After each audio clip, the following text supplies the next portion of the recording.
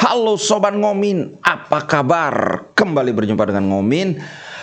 Kali ini aku mau bahas tentang update transfer dan satu analisa yang cukup menarik. Tapi ntar kita mulai dari Serie A dulu, karena tampaknya berita tentang Serie A juga lumayan ada peminatnya. Bahkan ada yang bilang, "Bang, tambahin lagi dong porsinya untuk update seputar Serie A." Oke, yang pertama soal Juventus nih.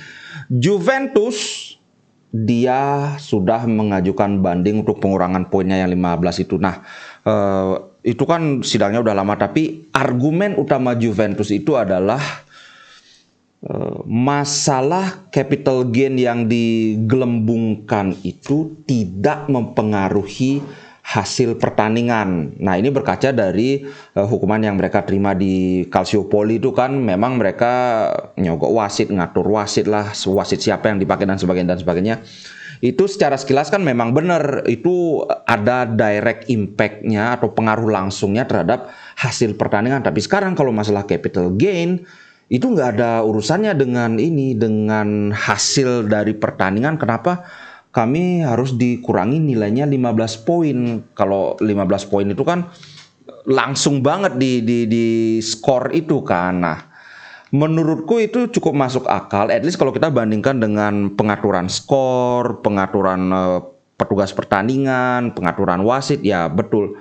Tapi, nah ini, kalau kita memandang dari sudut pandang lain, ada pengaruhnya terhadap hasil pertandingan, cuma secara tidak langsung. Begini, secara garis besar aturan FFP atau Financial Fair Play ini ada dua tujuannya. Yang pertama, kita sudah sama-sama tahu, untuk membantu, dalam tanda kutip, untuk membantu klub supaya tidak simpelnya supaya tidak bangkrut lah, supaya tidak mengeluarkan duit ngawur kayak gitu. Itu pertama. Tapi yang kedua adalah untuk menjaga persaingan di antara klub-klub peserta liga. Ini yang tidak kalah pentingnya, karena apa? Klub-klub besar mereka adalah, ini terjadi juga sama Inter Milan zaman-zaman Moratti. Mereka tidak peduli dengan profit. Yang penting mereka yang beli pemain sebanyak-banyaknya. Yang penting kita menang. Nah, ini kan menjadikan klub-klub yang tidak kaya itu kehilangan kesempatan. Walaupun kita bisa berargumen, ya salah sendiri, siapa suruh miskin kayak gitu. Kayak Inter sekarang kan, miskin itu dosa. Tapi ya mau tidak mau memang aturannya seperti itu, dan aturan ini harus disepakati oleh semua orang. Jadi ya tidak benar itu kalau kita bilang tidak ada pengaruhnya terhadap pertandingan. Ada pengaruhnya, cuma tidak sedirect kalau pengaturan skor atau pengaturan wasit. Contohnya, Inter pingin beli Bremer, tahu-tahu disalib sama Juventus 40 juta jedek. Nah, ini kan mempengaruhi juga. Sekarang mereka punya pemain yang lebih kuat. Kalau hal ini dicapai dengan jalan yang bersih, yang tidak melanggar aturan, ya nggak masalah ya kita nunduk aja, ya gimana, kita nggak punya duit. Tapi ternyata mereka juga nggak punya duit. Nah, itu masalahnya. Jadi intinya itu adalah mereka pura-pura punya duit, kemudian pemain diambil, entah mereka gimana perjanjiannya. Kalau yang sudah kelihatan ya itu yang gaji itu kan, sekarang mereka dituntut sama Dybala, duitnya belum dibayar. Ronaldo juga belum dibayar, bahkan si Chiellini juga belum dibayar. Nah, ini kan nggak fair gitu loh. Coba kalau misalnya nanti semua klub juga begitu, ya udah kita beli Ronaldo aja, bilang aja bayarnya ntar gitu. Nah, ini kalau menurut kawan-kawan gimana? Kalau dari sudut pandangku ya gitu, memang apalagi memang aturan fair play itu ya itu dua tujuan utama, menjaga persaingan, dan yang pertama sudah kita sama-sama tahu, supaya klub tidak spending ngawur sampai akhirnya bangkrut. Kayak gitu, bro. Oke, aku minta komennya ya, karena ini menurutku alasan mereka cukup masuk akal, tapi menurutku ya nggak bener juga gitu. Oke, berikutnya adalah Napoli akhirnya kesandung. Cuma ini yang agak apa namanya ya, kesandungnya ngelawan Lazio, sedangkan Lazio itu adalah pesaing kita. Sekarang Lazio ada di peringkat 2 menyalip Inter, karena kan Inter belum main. Kalau Inter kalah lawan Lecce, ya udah kita nangkring di bawah Lazio. Cuma Lazio menurutku dia berusaha mengadopsi taktik yang dijalankan Inter ketika kita mengalahkan Napoli, yaitu melakukan pertahanan yang sangat rapat karena Napoli ini mirip seperti Inter musim lalu. Bukan mirip seperti Inter musim lalu, kayak apa ya, transisi antara Inter musim lalu yang banyak possession dengan Inter sekarang yang mainnya cepat. Nah, Napoli kan cenderung main cepat. Salah satu kelemahan sepak bola yang bermain cepat itu adalah menghadapi pertahanan yang rapat. Karena pertahanan yang rapat ini bisa dibongkar dengan permainan yang sabar, tic-tac gitu kayak Barcelona, kayak Inter musim lalu gitu kan. Kalau udah nggak bisa, bawa ke belakang dulu lagi, pancing supaya mereka mau keluar kayak gitu. Tapi Napoli kan kecenderungannya tidak seperti itu. Mereka ketika dapat bola pingin secepat mungkin masuk ke kotak penalti atau kirim crossing. Nah, ini yang dilakukan oleh Lazio. Harus angkat topi buat Lazio karena terbukti mereka berhasil, walaupun kalau aku melihat dari highlightnya kemenangan Lazio lawan Napoli tidak sebagus kemenangan Inter lawan Napoli, karena ketika Inter yang lawan Napoli sama juga penguasaan bola mereka 60% lebih, tapi Inter benar-benar mengontrol permainan, sedangkan tadi pagi itu Lazio ya ada beruntungnya juga, tembakannya siapa itu yang kena tiang kemudian ditembak lagi agak ke pinggir, tapi at least ini terbukti Napoli juga manusia. Mereka bisa dikalahkan. Sekarang selisih ini kita berkurang antara 65 dengan 47. Kalau kita menang ya jadinya berapa? 13 poin ya. 13 atau 15, aku lagi malas ngitung.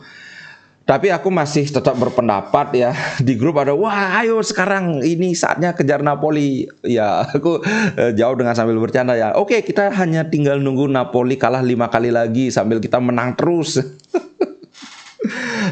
Aku masih tetap dengan pendapatku yang sebelumnya, susah, Scudetto masih milik Napoli. Oke, itu soal Serie A. Sekarang kita bahas Inter dong. Pertama, sekali lagi terbukti Inter ini punya fan base yang sangat loyal. Untuk pertandingan Inter lawan Lecce ini sudah hampir full booking, sudah hampir lebih dari 70.000 penonton, 70.000 tiket sudah terjual. Gila, mantap nggak tuh men? Walaupun lawannya Lecce kan, Lecce itu sekarang ada di peringkat berapa? Lecce sekarang ada di peringkat, kok nggak ada Lecce? Peringkat 15. Sorry, Lecce itu ada di peringkat 15. Jarang ada tim yang full capacity dengan melawan tim papan bawah. Tapi Inter membuktikan fans Inter nggak kaleng-kaleng. Kemudian berikutnya Bastoni nih. Inter sudah tegas. Nego tetap jalan kan, aku kemarin pas live sudah sampaikan bahwa penawaran Inter 4,5 juta, Bastoni 6 juta. Tapi ini masih mungkin haggle istilahnya, masih mungkin digoyang, Inter naikkan, Bastoni turunkan. Tapi kalau Bastoni mentok nggak mau, ya sudah dia akan dijual. Tidak ada lagi cerita kayak Perisic atau apalagi yang seperti Skriniar. Nggak mau atau nggak, kalau nggak mau ya sudah kamu masuk daftar jual. Gitu. Aku juga sudah ya udahlah, namanya seperti yang dibilang sama Javier Zanetti kan. Sepak bola industri sekarang itu nggak kayak dulu, sudah susah banget mencari yang one man club, bahkan sekelas Messi aja yang kita sangka akan menjadi one man club ternyata akhirnya pindah ke PSG. Apalagi ya Bastoni, ya bagaimana. Kemudian kemarin juga sempat aku bahas ini pas live, Naby Keita sudah hampir pasti ya, walaupun sebenarnya sudah pasti tapi aku nggak berani bilang pasti. Hampir pasti meninggalkan Liverpool. Ini pemain bagus, cuma dia memang banyak cedera, terutama musim ini jadinya ngehe. Tapi saingan Inter itu ada Leipzig dan Dortmund yang berminat dengan Naby Keita, dan karena ini gratis, kemungkinan Inter akan lebih ngebut. Naby Keita ini dia punya fisik yang bagus, dia juga punya teknik yang bagus. Mungkin kalau dari segi teknik sekelas Barella ya, cuma ya itu dia fisiknya itu kayak rentan cedera atau enggak. Aku cuma beberapa kali aja lihat dia main. Nantilah kalau sudah ada berita yang lebih konkret kita bahas. Kemudian Robin Gosens dan Dumfries hampir pasti juga start, karena Di Marco sepertinya tidak bisa bermain. Kalaupun dia bisa bermain, kemungkinan dari bangku cadangan. Skriniar juga, walaupun hari ini katanya monitor terakhir untuk apa?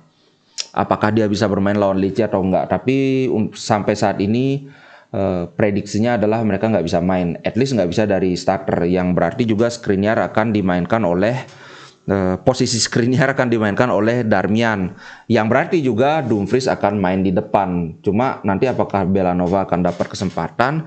Sekali lagi aku melihat ini ya tergantung hasil. Kalau hasilnya bagus, pemain Inter sudah bisa mengunci pertandingan, ya mungkin Belanova main, mungkin Aslani juga main. Kalau Brozo hampir pasti dia main, tapi belum tahu juga. Nah, kemudian berita berikutnya adalah soal Kessie. Kalau dari Mundo Deportivo ini harian di Spanyol, mereka bilang malah ini kayaknya nggak, kemungkinan besar tidak akan terjadi transfer Kessie ke Barcelona. Sedangkan Kessie ke Barcelona, Kessie ke Inter Milan. Sedangkan dari sisi Inter Milan, kuncinya itu adalah Brozovic, karena Kessie ini kan gaji tinggi, harga juga lumayan tinggi. Kalau Inter tidak melepas melepas Brozovic, hampir tidak mungkin Inter akan ngambil Kessie. Itu satu. Kemudian kalau aku masih dengan pendapatku bahwa lebih layak kita mempertahankan Brozovic dibandingkan Kessie. Cuman kok feelingku kayaknya bakalan pergi sih Brozovic musim depan.